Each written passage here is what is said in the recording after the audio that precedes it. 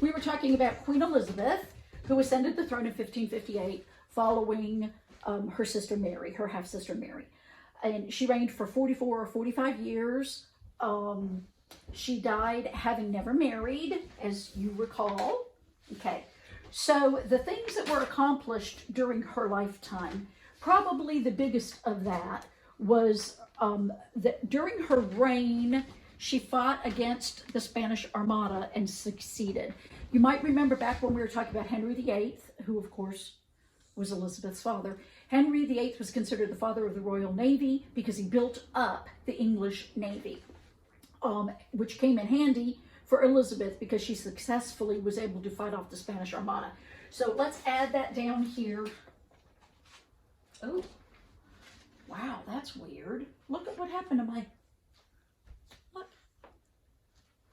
Huh, okay, well, can't use that one. Grab this one. Okay, so we're talking about Elizabeth here.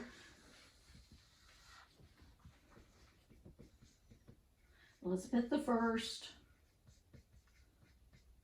successfully fought off the Spanish Armada.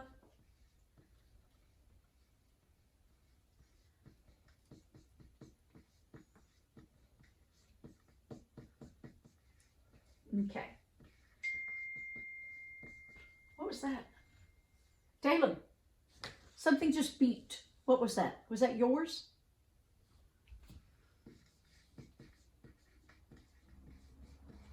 What was that beep, honey? This is still going? Okay. All right. Elizabeth I successfully fought off the Spanish Armada. Okay.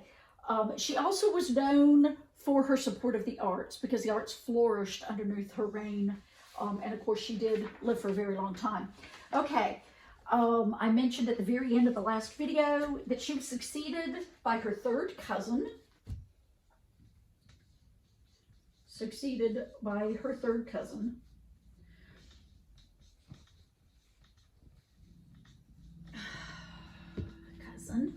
Who was James of Scotland. This is very, very important because the English throne for quite some time had been trying to annex Scotland. They wanted Scotland to be considered part of the British Isles, the United Kingdom we call it now. And Scotland was never going to do that. They were never going to give in and become part of England. The way that this was accomplished was that Elizabeth I named as her successor her cousin who was of Scottish rule. He was the King of Scotland, James I of Scotland. James the 6th of Scotland, not the first, 5, 6 of Scotland, who was her third cousin, and James succeeded Elizabeth on the throne, thus uniting Scotland and England. The Scots are fond of saying that they never lost a war to the English, which is true, they didn't. They were just simply annexed as part of England because their ruler was succeeded to the throne of England. So, through Elizabeth's death, Scotland and England were united as one. And that's hugely important, something that I really want you to remember, because it began to change the face of England, and instead of just being a slice of land, now it included all of Scotland as well. It was beginning to become the United Kingdom. Okay, now I want to move on from there and talk about one of the most famous authors during the Elizabethan period, Christopher Marlowe, who is also known as Kit Marlowe. Let me erase this down here. I hope you've written this already. All right, so Kit Marlowe was his nickname. The interesting things about him, number one, during this time there was actually very little information known about people. The records were mostly only kept by the church. So we don't have birth records, a lot of times we don't have death records unless they were died and buried in a church or they have a tombstone that give the death date. Christopher Marlowe, who was also known as Kit Marlowe, the data that we have on him was from church records of his baptism. He was actually baptized on February 26th of 1564. We don't know for sure when he was born, but the assumption is a couple of days prior to that would have been when he was born. This is the same year that Shakespeare was born. Marlowe was about 2 months older than William Shakespeare. He was the foremost tragedian. He was an English playwright, let's put this, English playwright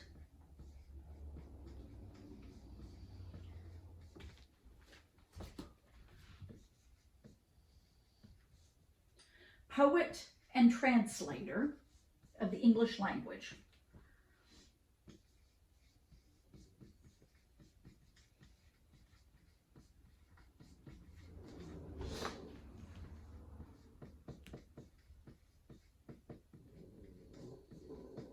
Okay.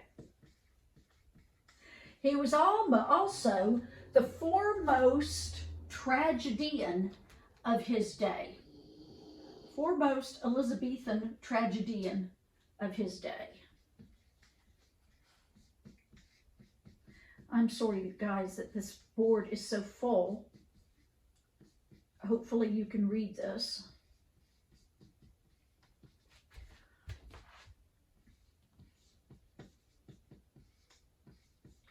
Now, the reason that this is interesting is because most people consider William Shakespeare to be a tragedian. But actually, prior to his death, Marlowe was the foremost tragedian of his day. Shakespeare steps into that field once Marlowe dies. Marlowe actually died very young, and we'll get into his death further on after we talk about some of these other things about him. But he was considered the foremost Elizabethan tragedian of his day. He also influenced Shakespeare's work tremendously. All right. Marlowe died very mysteriously. I'm not going to talk about that right now, though. I'll talk about that in a little bit. All right. Let's go back up here and talk a little bit about his background. Marlowe attended Corpus Christi College in Cambridge. He received his BA in 1584. He went on after that, stayed at Cambridge, but continued to work towards his master's degree. When he finished his master's degree, rather than awarding it to him, the university hesitated. The reason that they hesitated was because there was a rumor that when he received his master's degree, he was going to go to the city of Reims in Germany and study to become a Catholic priest. And as we know, England is Protestant now, the Church of England.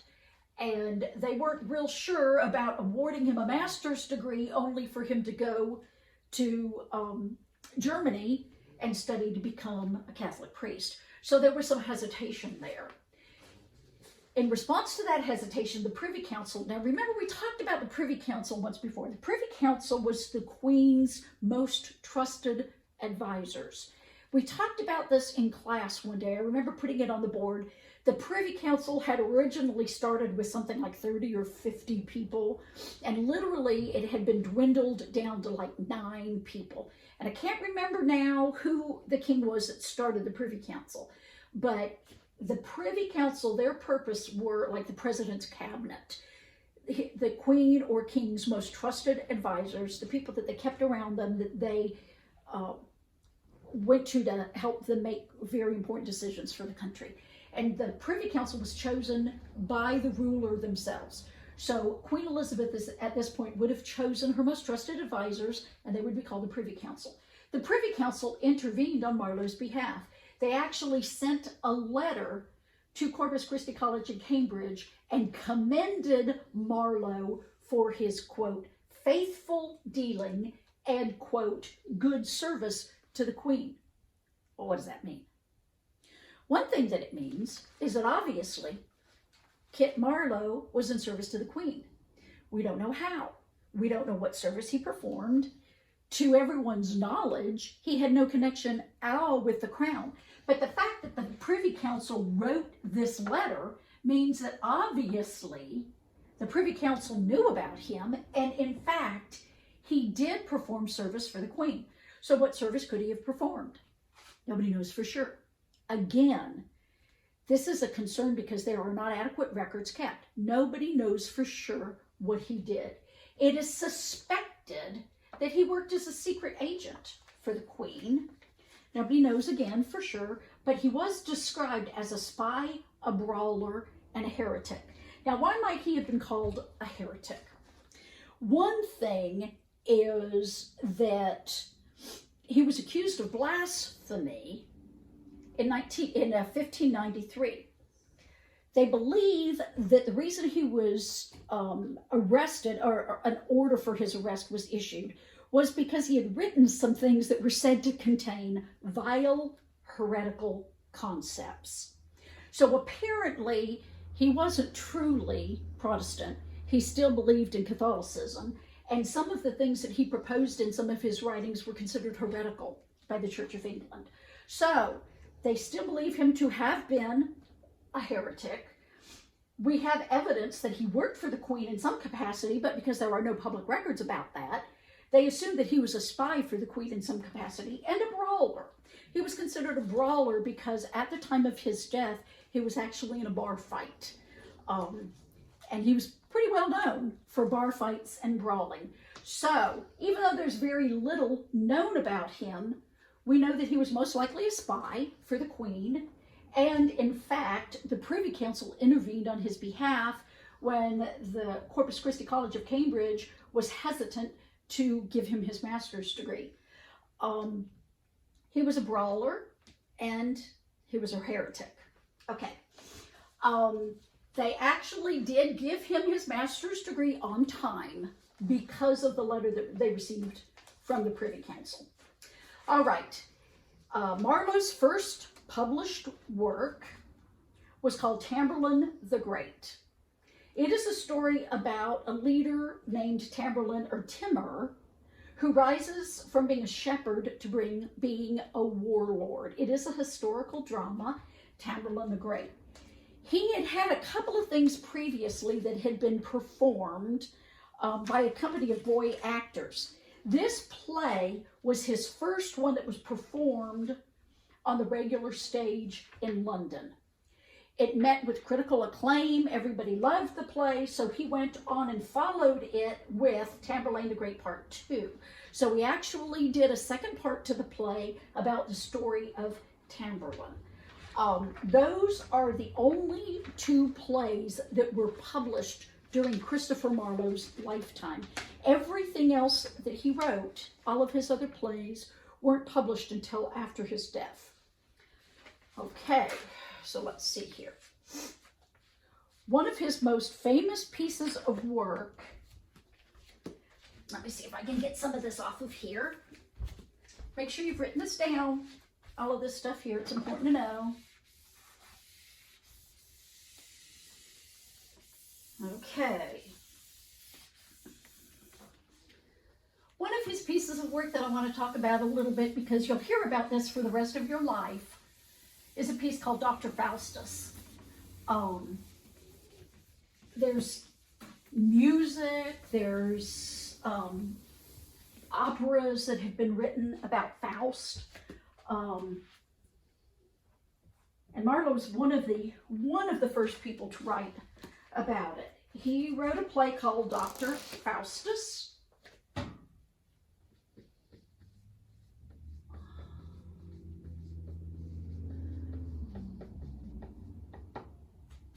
Okay. It was actually called The Tragic History of the Life and Death of Dr. Faustus. It was based on a German story, and it was the first dramatized version. So it was the first play that had ever been written about this story, which has become a very, very popular story throughout history. Let's see, where it was first dramatized version of the Faust legend.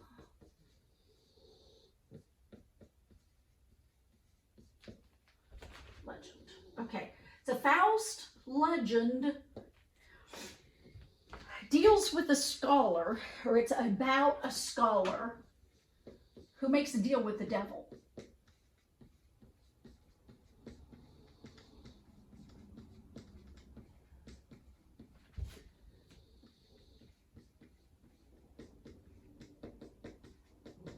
Okay, sells his soul to the devil for fame.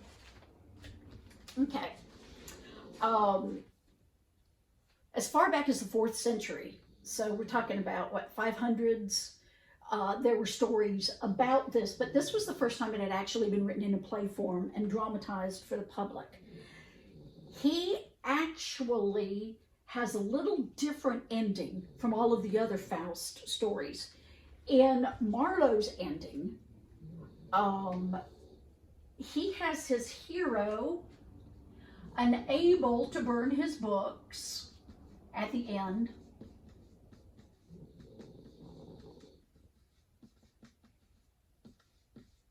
And return to a forgiving God. And repent to a merciful God.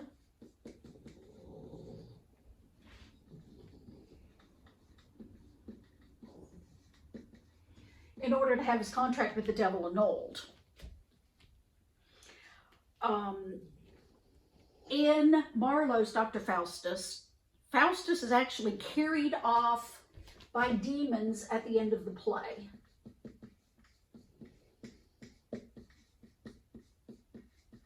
Now, I point this out to you because this is different. Most of the versions of Faust show him repenting at the end, and God has mercy on him, and his soul is redeemed from the devil. But in Marlowe's version, it was very dark. And he's carried off by demons at the end of the play. And then later in the play, in the 1616 quarto, so it's way towards the end of the play, his mangled corpse, which is gross, but corpse is found by several other scholars. So the devil takes his soul, takes his body, murders him, mutilates him, leaves his body, which gets found by other scholars. Okay. This is a very, very famous play, and you'll read and hear a lot about Faust in your future. And so the first version of it that was actually dramatized was by Marlowe, Chris Marlowe. Okay, let's see. He had other works also, but not a lot of them because he died very, very young. Let's talk about Marlowe's death. Okay, Marlowe died suddenly and unexpectedly.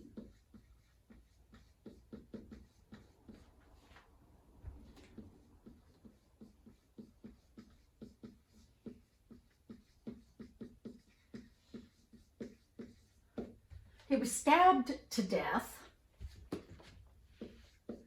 by a man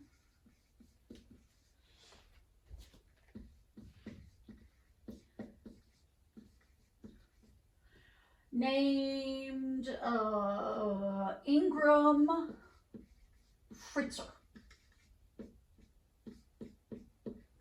Freiser, I guess is how you say that. Okay.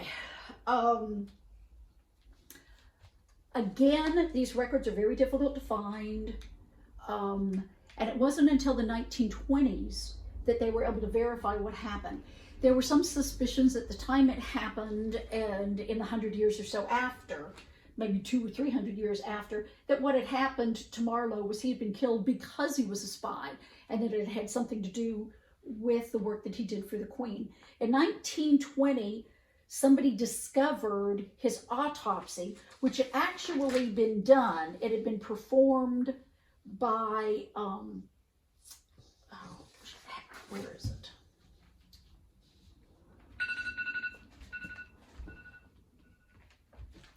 It had been performed by the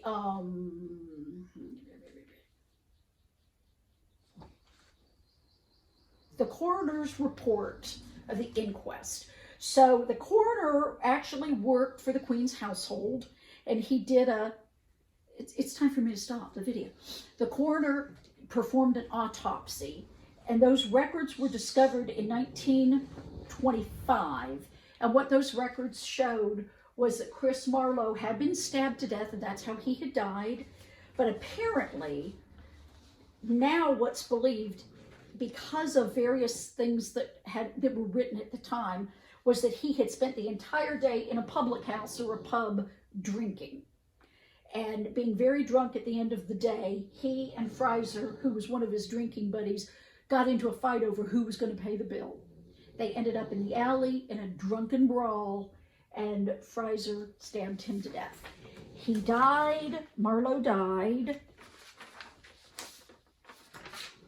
Let's find the date of his death. He was a young man. He died on May 30th, 1593, at the age of 29 years old. So he didn't live a very long life, but he did make some very, very important advances in literature, especially Dr. Faustus. All right, that's it for today. I'm going to go ahead with the next couple of videos, and I think you have 2 more to watch later this week. Thank y'all. Bye.